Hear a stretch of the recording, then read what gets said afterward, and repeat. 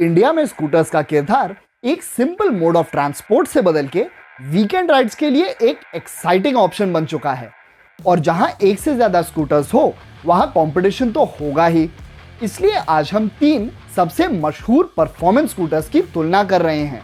पर performance scooters के इस जंग को शुरू करने से पहले हम उम्मीद करते हैं कि आप बाइक देखो के सब्सक्राइबर हैं, और अगर नहीं तो अभी उस लाल सब्सक्राइब बटन और उसके बाजू वाले छोटे से बेल आइकॉन को क्लिक कर दीजिए।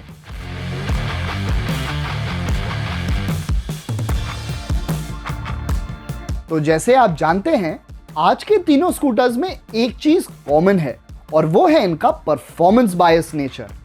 आज का पहला स्कूटर उस ब्रांड से आता है जिसने 2018 में इंडिया में परफॉर्मेंस स्कूटर्स का सेगमेंट शुरू किया था, और आज हमारे पास है इसका top variant Aprilia SR160 race, जिसमें नॉर्मल SR160 की तुलना में इंजन ट्यून थोड़ा अग्रेसिव है।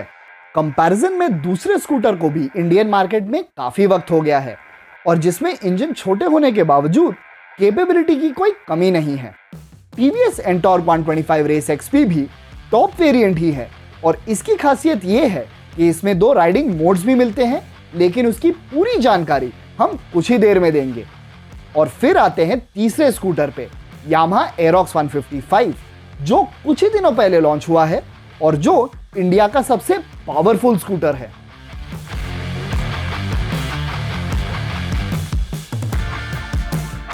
तीनों स्कूटर्स को चलाने से पहले एक चीज जिसका हमें ध्यान रखना पड़ेगा वो है इनकी सीट हाइट। जैसे आप देख सकते हैं, एंटॉर्क के कम सीट हाइट ज्यादातर लोगों के लिए कंफर्टेबल होगा। दूसरी ओर एरोक्स का सीट हाइट बेशक ज्यादा है, लेकिन क्योंकि ये सीट सामने से काफी स्लिम है तो कम हाइट वाले राइडर्स के लिए भी पैर नीचे रखना मुश्किल नहीं होगा। एप्रिलिया SR160 रेस में सीट हाइट एरोक्स से हल्का सा कम है, लेकिन इसके सीट का शेप सामने से थोड़ा अनकंफर्टेबल है, जो आपको थोड़े पीछे होकर बैठने के लिए फोर्स करता है, और ये थोड़े कम हाइट वाले राइडर्स को निराश जरूर करेगा।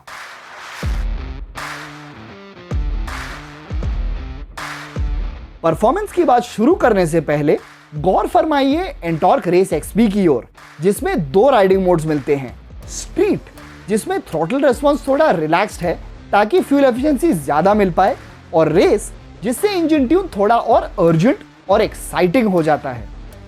अब करीब 1 PS ज्यादा पावर और 1 Nm ज्यादा टॉर्क होने के बावजूद रियल वर्ल्ड परफॉर्मेंस में SR160 रेस और एंटॉर्क 125 रेस XP के बीच का फर्क सिटी राइडिंग स्पीड्स में उतना भी ज्यादा नहीं है, खास करके एंटॉर्क के रेस मोड में।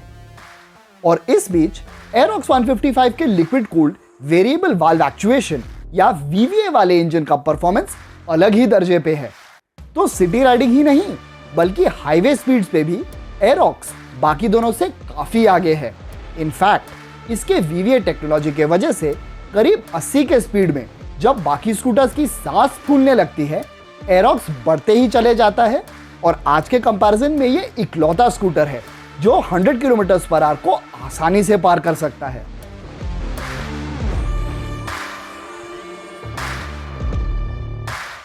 परफॉर्मेंस स्कूटर होने के नाते इन तीनों में हमें फर्म राइड क्वालिटी मिलती है, लेकिन फर्क सिर्फ सस्पेंशन के फर्मनेस तक सीमित नहीं है।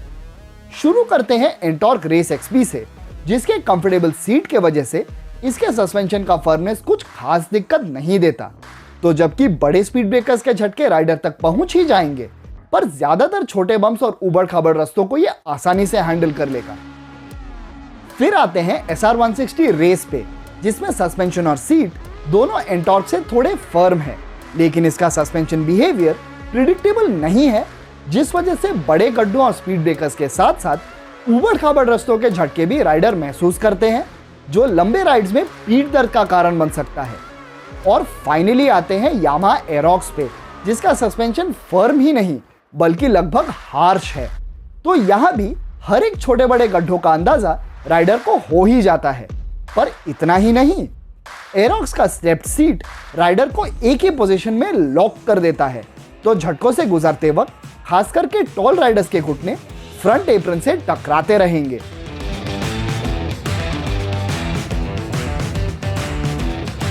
हैंडलिंग के मामले में एरोक्स 155 बाकी दोनों से कोसों आगे है। इसका लो माउंटेड फ्यूल टैंक इसके सेंटर ऑफ ग्रेविटी को काफी लो रखता है। साथ में फ्लोरबोर्ड के सेंट्रल रिज पे राइडर कॉर्नरिंग करते समय अपने पैरों को टिका सकते हैं और एरोक्स के 14 इंच व्हील्स और चौड़े टायर्स ना ही सिर्फ टर्न्स लेना आसान कर देते हैं बल्कि लंबे टर्न्स में भी एकदम स्टेबल रहते हैं, जो आपके वीकेंड राइड्स को ज्यादा एंजॉयबल बना देगा। फिर आते हैं एंटॉर्क पे, जहां व्हील्स और टायर्स के साइज बाकी दोनों से छोटे हैं पर इसकी हैंडलिंग काफी न्यूट्रल और प्रिडिक्टेबल है। और क्योंकि ये आज के स्कूटर्स में से सबसे हल्का भी है तो सिटी ट्रैफिक के बीच में से ये बड़ी आसानी से निकल जाएगा। और फाइनली आते हैं SR160 रेस पे, जिसके 14 इंच व्हील्स के वजह से वैसे तो इसकी हैंडलिंग पे कोई कमी नहीं है, लेकिन ये ना एरोक्स की तरह स्टेबल है और ना एंटॉर्क की तरह लाइट और प्रिडिक्टेबल। तो हालांकि ये ट्रैफिक में ठीक ठाक ही आगे बढ़ सकता है, लेकिन टर्न लेते समय छोटे मोटे बम्प्स का भी इसके कॉर्नरिंग एबिलिटी और खास करके राइडर के कॉन्फिडेंस पे काफी बड़ा असर पड़ता है।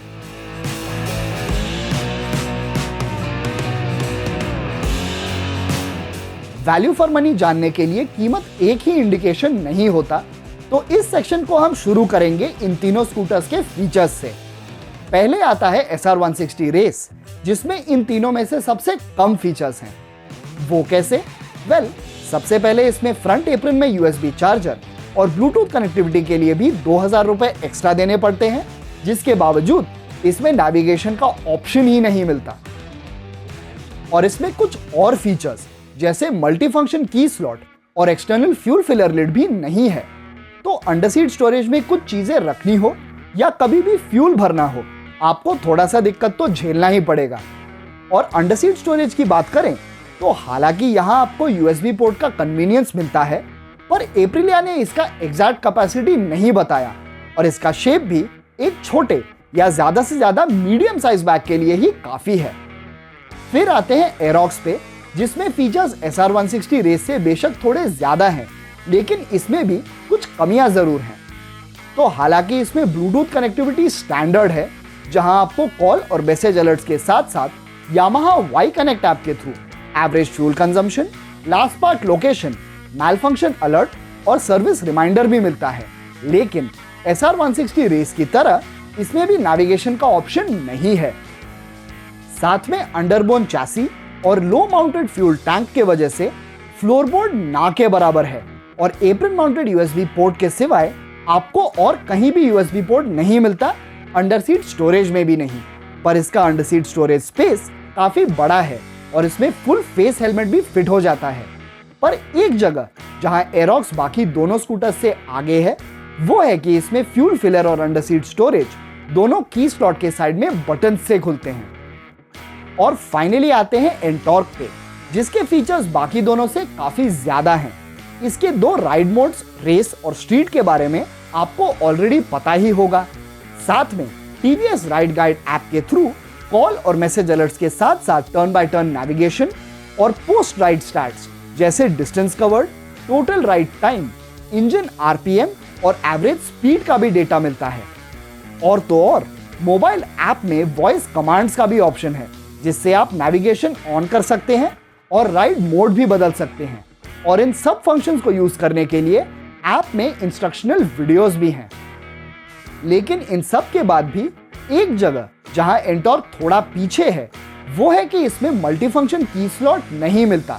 तो फ्यूल फिलर या अंडर सीट स्टोरेज खोलने के लिए आपको चाबी इग्निशन से निकाल के बॉडी के साइड के की स्लॉट में ही डालना पड़ेगा।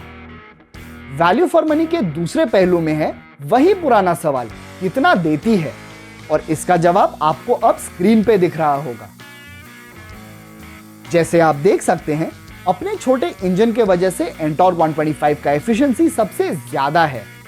फिर आता है एरोक्स 155, जिसमें वेरिएबल वाल्व एक्चुएशन के वजह से सिटी स्पीड्स में काफी अच्छा फ्यूल एफिशिएंसी मिलता है। फिर आते हैं SR160 रेस पे, जिसका फ्यूल टैंक भले ही एरोक्स से थोड़ा बड़ा है, लेकिन इसके थोड़े कम फ्यूल एफिशिएंसी के वजह से इसका ओवरऑल फ्यूल रेंज एरोक्स से कम ही होगा। और फाइनली आते हैं सबसे अहम सवाल पे, इन तीनों का प्राइस। अब यहां भी एडवांटेज TVS एंटॉर्क का ही है, जो बाकी दोनों के टॉप वेरिएंट से करीब 30,000 रुपए सस्ता है।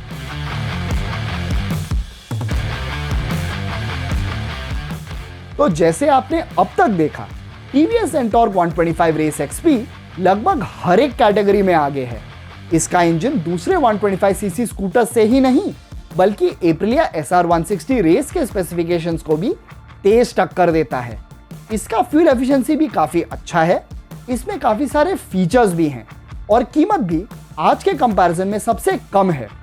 तो एंटॉर्क में आपको मिलता है परफॉर्मेंस, प्रैक्टिकलिटी और कॉस्ट का कॉम्बिनेशन जो इसे एक बेहतरीन स्कूटर बनाता है। पर सही विनर चुनना इतना भी आसान नहीं। ध्यान रहे कि ये परफॉर्मेंस स्कूटर्स का कंपैरिजन है, तो एंटॉर्क कितना भी शानदार हो, पर परफॉर्मेंस के मामले में यामाहा एरोक्स 155 मतलब इंडिया का आज तक का सबसे पावरफुल स्कूटर की दाद देनी ही पड़ेगी। इसका R15 V4 पे बेस्ड लिक्विड कूल्ड इंजन और VVA टेक्नोलॉजी काफी सारे मोटरसाइकिल से भी ज्यादा एक्साइटिंग है, जो प्योर परफॉर्मेंस चाहने वालों का दिल जरूर जीत लेगा। और अंत में आते हैं एप्रिलिया SR 160 रेस पे। माना ये किसी भी कैटेगरी में क्लियरली आगे नहीं है, लेकिन फिर भी इसका यूनिक स्टाइल और excitement factor, international brand recognition और रेसिंग हेरिटेज को देख के यंग राइडर्स इसकी ओर आकर्षित होते हैं और हमारे हिसाब से होते ही रहेंगे। पर इन तीनों में से आपको कौन सा परफॉर्मेंस स्कूटर पसंद आया, कमेंट्स में जरूर बताइए।